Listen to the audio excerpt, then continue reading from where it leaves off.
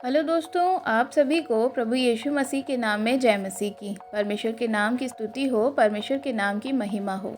एक बार फिर से मैं आप सभी का स्वागत करती हूँ मेरे एक और नए वीडियो में।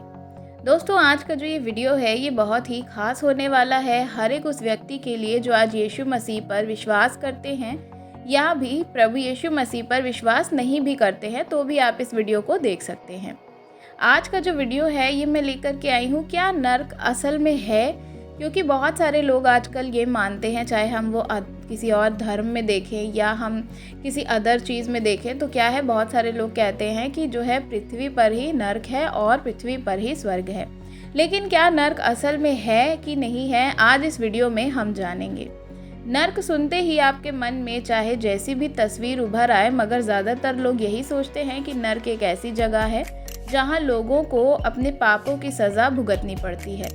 पाप और उसके अंजाम के बारे में बाइबल कहती है, एक मनुष्य के द्वारा पाप जगत में आया और पाप के द्वारा मृत्यु आई और इसी रीति से मृत्यु सभी मनुष्यों में फैल गई, इसलिए कि सबने पाप किया। हम देख सकते हैं इसको रोमियो 5 अध्याय उसके 12 वचन में। बाइबल हमें ये भी बताती है कि पाप की मजदूरी तो मृत्यु है, जो कि हम देखते हैं रोमियो 6 अध्याय उसके 23 वचन में।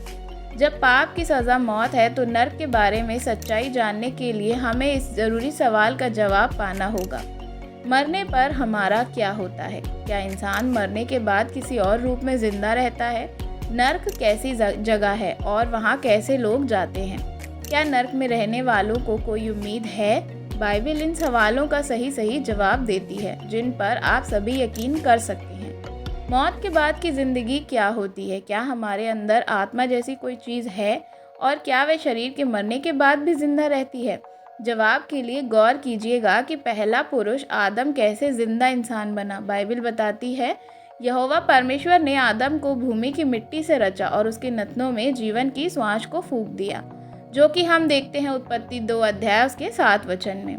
ध्यान दीजिए कि इंसान में एक आत्मा नहीं डाली गई थी, इसलिए इंसान को जिंदा और सचेत रहने के लिए उसके अंदर एक आत्मा के वास करने की ज़रूरत थी। हालांकि आदम के नथनों में जीवन का श्वास फूंकने से उसके लिए सांस लेकर जिंदा रहना मुमकिन हुआ, लेकिन उसमें श्वास फूंकने का मतलब सिर्फ उसके फेफड़ों में हवा भरना नहीं था। दरअसल परमेश्वर ने आदम के निर्जीव शरीर में जिंदगी की चिंगारी पैदा की थी। ये चिंगारी जीवन शक्ति है जो धरती पर जीने वाले सभी प्राणियों में काम करती है, जो कि हम देख सकते हैं उत्पत्ति 7 अध्याय उसके 22 वचन में। ये जीवन शक्ति बिजली की धारा की तरह है, जो एक मशीन या उपकरण को चलाती है और उससे अपना काम करने में उसकी मदद करती है। जैसे बिजली कभी भी उस उपकरण का रूप नहीं ले सकती जिसको वह चलाती है, उस तरह जीवन शक्ति भी उन प्राणियों का रूप जो है वह इख्तियार नहीं कर लेती जिनको वह जिंदा रखती है। ना तो कोई उसकी शख्सियत होती है और ना उसमें सोचने समझने की काबिलियत होती है। लेकिन भजन संहिता 146 का 4 आयत में इस प्रकार से बताया गया है कि वहाँ पे जब हम देखते हैं तो वहाँ पे इस प्रकार से लिखा है, इंसान के मरने पर जो है सांस का क्या होता है। ये आयत कहती है उसकी सांस निकल जाती है, वह अपनी मिट्टी में फिर से मिल जाता है। उसी दिन उसके सब विचार जो हैं वह नष्ट हो जाते हैं। जब बाइबल के लेखकों ने शब्द सांस का इस्तेमाल किया तो उसके कहने का मतलब ये नहीं था कि इंसान के मरने के बाद उसके शरीर से आत्मा जैसी कोई चीज़ निकलकर जिंदा रहती है, बल्कि वह जीवन शक्ति की बात कर रहे हैं जिसे सृजनहार देता है। जब एक इंसान मर जाता है तो उसकी सांस जो जीवन शक्ति है उसके शरीर में जीवन कायम रखना बंद कर देती है और इसलिए वह पूरी तरह से मर जाता है। हम देखते हैं भजन संहिता 104 उसका 29 आयत में, तो फिर सबोपदेशक 12 अध्याय उसके 7 वचन का क्या मतलब है? जैसा लिखा है, आत्मा परमेश्वर के पास जिसने उसे दिया लौट जाएगी। इस आयत में आत्मा के लिए इस्तेमाल किए गए इब्रानी शब्द जीवन शक्ति को सूचित करता है। इंसान के मरने पर यह आत्मा परमेश्वर के पास लौट जाती है, जिसका मतलब है कि मरा हुआ इंसान भविष्य में दोबारा कभी भी जिंदा होगा या नहीं, पूरी तरह परमेश्वर के हाथ में है, जबकि ऐसा नहीं होता है। एक ही बार इंसान जो है वह जन्म लेता है और एक ही बार उसकी मृत्यु होती है। तो फिर मरे हुओं की क्या हालत है, मतलब उनका क्या हालात होंगे? यहोवा ने आदम को सजा सुनाते वक्त उससे कहा था, तू मिट्टी तो है और मिट्टी में ही फिर से मिल जाएगा। उत्पत्ति 3 अध्याय के 19 वचन में जब हम देखते हैं, इससे पहले कि परमेश्वर ने आदम को ज़मीन की मिट्टी से बनाया और जीवन दिया, आदम कहाँ था? जवाब साफ है कि वह कहीं भी नहीं था। इसलिए मरने के बाद आदम फिर से निर्जीव हालत में चला गया। मरे हुओं की हालात के बारे में सबोपदेशक 9 अध्याय उसका 5 आयत और 10 आयत साफ साफ बताता है।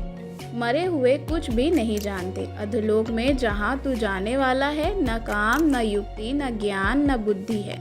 बाइबल के मुताबिक मौत का मतलब है पूरी वजूद को पूरी तरह से मिट जाना। मरे हुए कुछ भी नहीं जानते, उनमें किसी भी तरह की भावनाएं या विचार नहीं होती।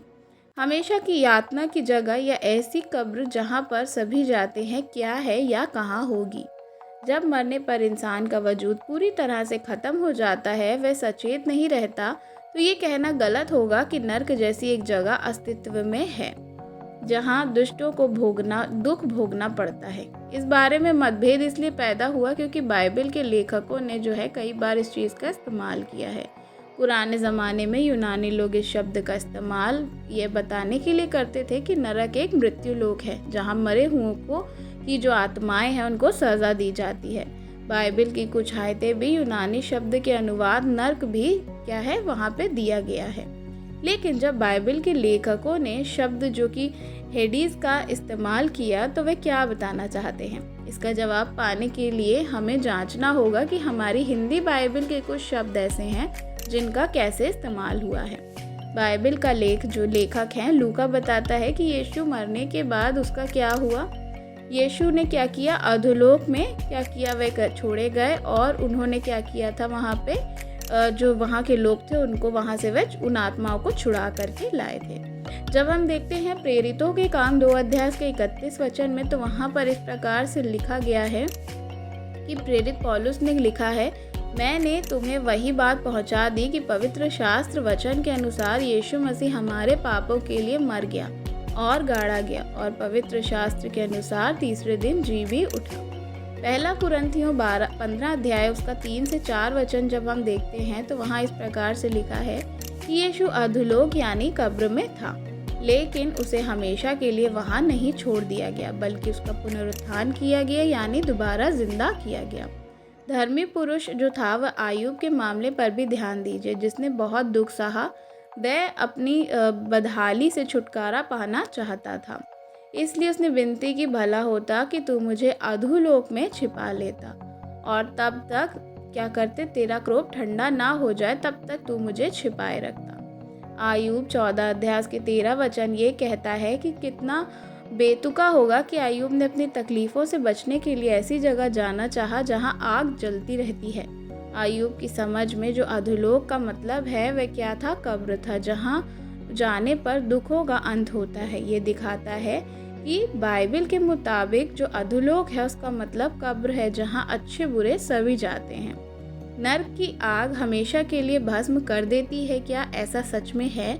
नर्क की आग हमेशा के लिए भस्म किए जाने पर या पूरी तरह नाश किए जाने की निशानी हो सकती है। ध्यान दीजिए, प्रकाशित वाक्य 20 अध्याय के 14 वचन में आग का जिक्र कैसे किया गया है।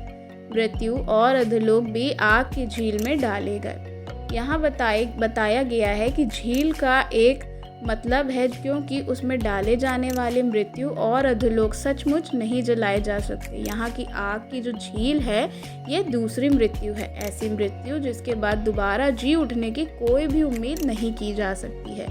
यीशु ने बताया नरक की जो आग है उसका क्या मतलब है, वह जो आग की झील है उसका क्या अर्थ है।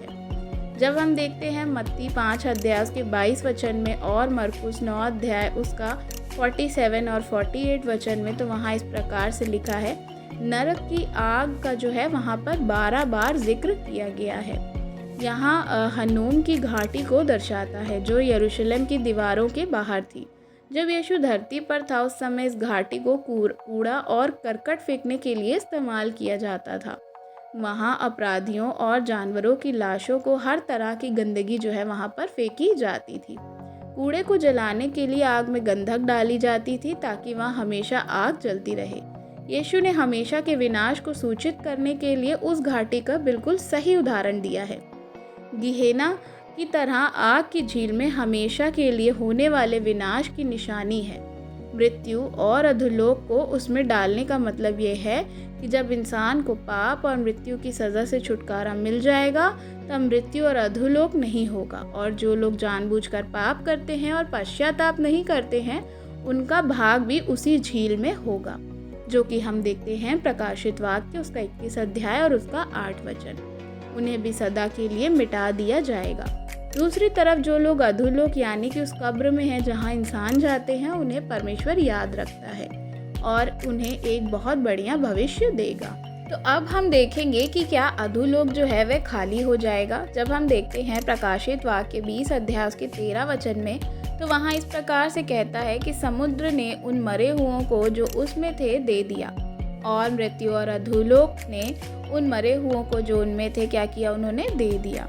जी हाँ, बाइबल में बताया गया है अधोलोक खाली कर दिया जाएगा। जैसे कि यीशु ने वादा किया है, वह समय आता है कि जितने कब्रों में हैं यीशु का शब्द सुनकर निकलेंगे, क्योंकि यूहन्ना 5 अध्याय उसके 28 और 29 वचन में जब हम पढ़ेंगे तो वहाँ इस प्रकार से दिया गया है।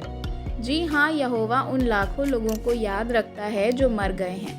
हालांकि आज वह किसी भी रूप में जिंदा नहीं है, मगर वह धरती पर बहाल किए जाने वाले फिरदौस के दोबारा जिंदा किए जाएंगे, जो कि हम देखते हैं लूका 23 अध्याय उसका 43 वचन और प्रेरितों 24 अध्याय उसका 15 वचन। परमेश्वर की नई दुनिया में पुनरुत्थान पाने वाले जो लोग उसके धर्मी नियमों के मुताबिक जीवन जिएंगे वे फिर कभी नहीं मरेंगे। यशायाह 25 अध्याय उसका 8 वचन, यहोवा उनकी आंखों से सब आंसुओं को पोंछ डालेगा। इसके बाद न मृत्यु रहेगी, न शोक, न विलाप, न पीड़ा, यहाँ तक कि पहली बातें बीत चुकी होंगी, जो कि हम देखते हैं प्रकाशित वाक्य उसका 21 अध्याय और उसका 4 वचन। यानी कब्रों में रहने वाले कितने ही खुशहाल जिंदगी मिलने वाली है जब भविष्य में इतनी बढ़िया आशीष मिलेगी। तो क्या हमें यहोवा परमेश्वर और उसके बेटे यीशु मसीह में और भी ज्ञान लेने के लिए एक कदम नहीं उठाना चाहिए, जो कि हम देखते हैं यूहन्ना 17 अध्याय उसके 3 वचन में। मैं आपको बताना चाहूँगी कि जो आप अभी तक अगर आपने अपने जीवन को नहीं बदला है, अभी भी आप उन्हीं सारी चीज़ों में हैं, तो आज आप अपने जीवन को बदलिए, ताकि जब आप अधोलोक में जाएं तो आपको दोबारा जी उठने के बाद क्या हो, जीवन मिले, अनंत जीवन, ना कि वह अनंत आग जहां पर बहुत सारे लोग जो हैं वे क्या होंगे, डाल दिए जाएंगे। आशा करती हूँ वीडियो आपको पसंद आया होगा। वीडियो अच्छा लगा हो तो वीडियो को लाइक ज़रूर करिएगा। मसीही भाई बहनों के साथ वीडियो को शेयर करना बिल्कुल भी मत भूलिएगा। चैनल पे नए हैं तो चैनल को सब्सक्राइब ज़रूर करिएगा। कमेंट में आप हमें अपनी राय बता सकते हैं। God bless you. जय मसीह।